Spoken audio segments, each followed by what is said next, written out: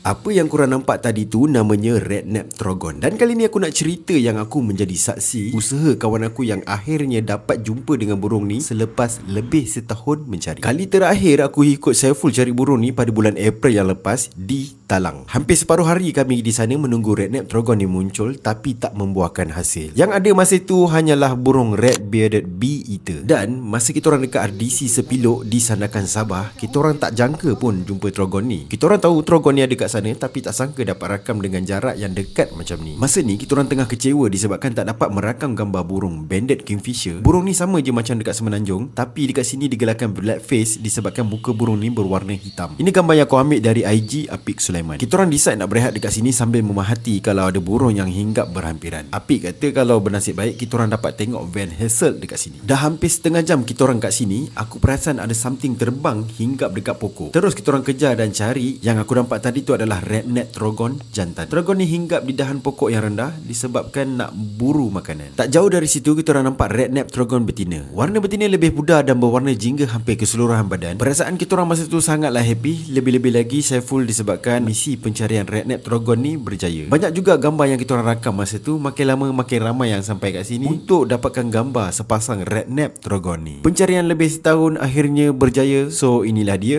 Redknapp Trogon.